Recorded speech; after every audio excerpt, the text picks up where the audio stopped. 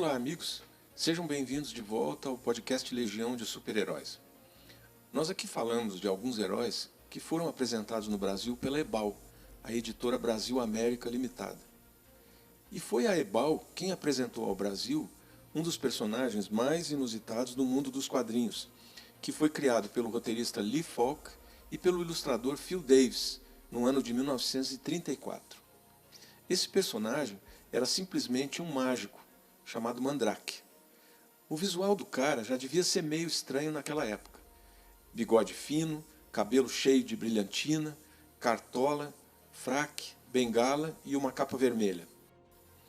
O Mandrake era um herói que viajava por vários cantos do mundo ao lado do seu ajudante armário, um brutamontes africano chamado Lothar, que também se apresentava sempre vestido do mesmo jeito, um shortinho vermelho, um casquete vermelho na cabeça ou um fez e uma camiseta de um ombro só, estampada de oncinha ou de leopardo.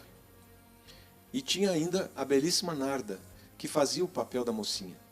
Mas o melhor de tudo era a casa dele, que era uma mansão imensa e formidável, cheia de mistérios, chamada Xanadu. Era uma mansão no topo de uma montanha, que parecia ter sido reformada pelos gêmeos Jonathan e Drew, pois já tinha coisas como circuito fechado de TV e outras novidades tecnológicas. Na entrada da casa havia uma parede e um portão alto com câmeras escondidas, microfones, alto-falantes e até uma caixa de correio a vácuo. As paredes tinham sensores e alarmes de presença que eram controlados em uma central na própria casa. Xanadu era cercado por jardins espetaculares com fontes, tinha uma piscina gigante, um observatório astronômico, um laboratório de química e havia ainda na casa uma galeria dos bandidos com fotos dos criminosos mais incomuns e perigosos que o Mandrake enfrentou. E olha os nomes dos criminosos que o Mandrake enfrentava e que estavam na galeria. Era o Camelo de Barro, a Topeira, o Golias, o Cobra. Na época do seu lançamento, os poderes mágicos de Mandrake eram reais, ou seja, eram dele mesmo, não eram truques. Mas por alguma razão que nunca foi esclarecida, ele passou a ser apenas um ilusionista, que gesticulava, digamos, hipnoticamente. E dessa maneira, ele criava truques que confundiam os criminosos que enfrentava. A história é a seguinte: Mandrake é um mágico cujo trabalho se baseia em uma técnica hipnótica extraordinariamente rápida e refinada. Quando ele gesticula hipnoticamente, as pessoas veem ilusões. E ele usa essa técnica contra um monte de vilões que incluíam gangsters, cientistas loucos, extraterrestres e personagens de outras dimensões. Em vários episódios de suas aventuras, Mandrake acaba demonstrando outros poderes, como ficar invisível, por exemplo, transformar-se em outra coisa ou pessoa, levitar e até se teletransportar. A sua cartola, a capa e a varinha tinham sido herdados de seu pai, o mago Theron, e possuíam propriedades mágicas que com o tempo o Mandrake aprendeu a manipular. Mas olha, embora Mandrake trabalhe publicamente como mágico de palco, ele passa muito mais tempo lutando contra o crime e combatendo entidades sobrenaturais. Em sua luta contra o crime, Mandrake sempre contava com Lothar, que era o seu melhor amigo, que ele conheceu durante suas viagens pela África. Lothar era o príncipe das 7 nações, uma poderosa federação de tribos da selva que renunciou ao trono para seguir Mandrake em suas viagens pelo mundo, e quase sempre era apresentado como o homem mais forte do mundo.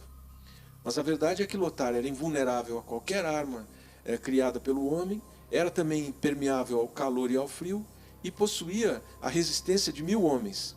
Ele também não podia ser atingido por mágica diretamente, ou seja, tinha o corpo fechado. O cara era tão forte que podia levantar um elefante com apenas uma mão, sem qualquer dificuldade. E alguém poderia perguntar: qual a vantagem de levantar um elefante com uma mão só? Mas a verdade é que Lothar foi um dos primeiros heróis negros a aparecer nas histórias em quadrinhos. Já a namorada do Mandrake, a Narda, era uma princesa da nação europeia Cocanha, governada por seu irmão Sigrid. Ela apareceu pela primeira vez na segunda história do Mandrake. Mesmo que ela e Mandrake estivessem inicialmente apaixonados um pelo outro, eles não chegaram a se casar. Ficaram pelo menos uns 60 anos só namorando. Como a maioria dos heróis daquele primeiro período dos quadrinhos, Mandrake é um arquétipo, sem falhas de caráter e sempre usando suas habilidades na luta contra o crime. A tira com as aventuras do Mandrake nos jornais de domingo terminou em 2002, mas havia uma publicação diária que foi interrompida em 2013. E assim, por enquanto as aventuras desse herói inusitado estão paradas, mas isso são histórias em quadrinhos. E como sabemos, um herói de quadrinhos nunca se vai para sempre. Se os editores sentirem que é a hora certa, os fãs do Mandrake poderão vê-lo retornar. Talvez o mestre mágico ainda tenha alguns truques na manga, mesmo depois de todo esse tempo. No próximo episódio, nós vamos falar de uma super-heroína. Então até lá!